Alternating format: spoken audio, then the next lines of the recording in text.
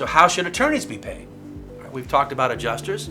They're trying to get a contingency fee for obvious reasons. Lawyers get paid on a contingency fee. And there's a variety of reasons for that.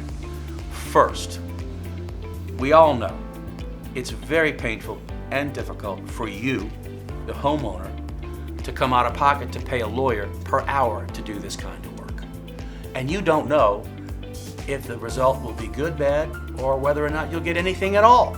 So it's not in your interest to pay this person by the hour. Unless you're super wealthy and you know there's going to be a good result, maybe so.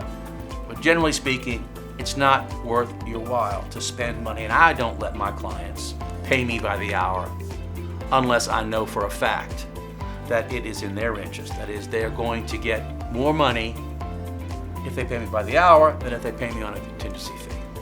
And I will say to them, look, this is risky business, you might get nothing, and I hate to see you spend all this money on my services if I can't really feel comfortable that you're going to get a result. So the contingency fee is an invention that solves that problem.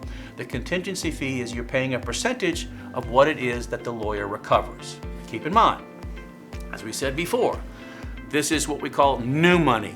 This is money above and beyond the money that the insurance company has paid you already. So the first thing that has to be done is the lawyer has to determine that there is some unpaid damages. That's number one. And a good lawyer is going to do that assessment. He's going to have that conversation with you and say, look, I think they've underpaid you by some significant amount, and I think it's worth your while for you to hire me and for me to be paid a contingency fee. It's enough money. For example, what's the other side of that? He looks at it, he doesn't have any idea what the additional damages are. He files a lawsuit, and it turns out that there's only $1,000 left. Well, then, that's not good for you, it's not good for him. It makes no sense. You have this belief that you're going to be paid more money, and that lawyer, he or she, didn't do their homework. They haven't assessed what the unpaid damages are. It's a complete mess. So part of this process in hiring a lawyer is to choose a lawyer who's going to look at the damages and determine that it's in your interest to pursue another or further claim.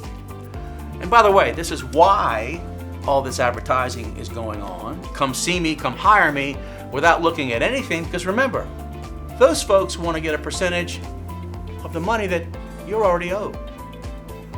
And that's why they're not doing what we do. We do an evaluation of the damages that you claim haven't been paid, and then we decide whether we want to pursue it. And that's the right way to do it.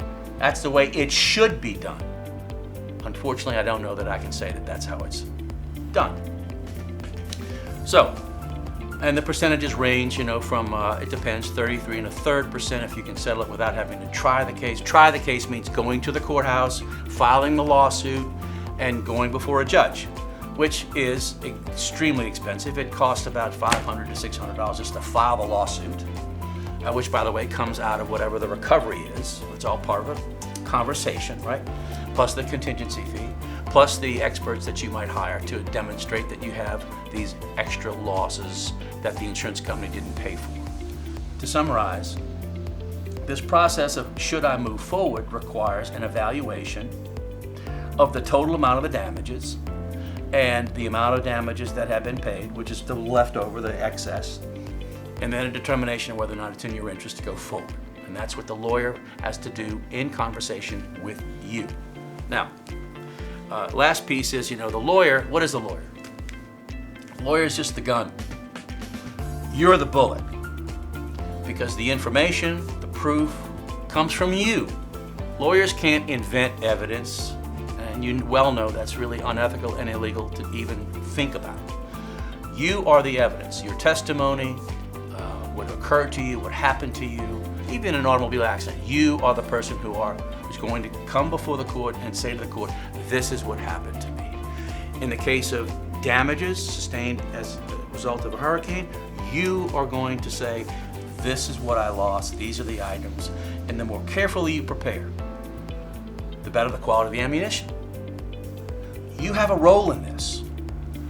I have a role in it, but I need you to help me help you, just like in the movies.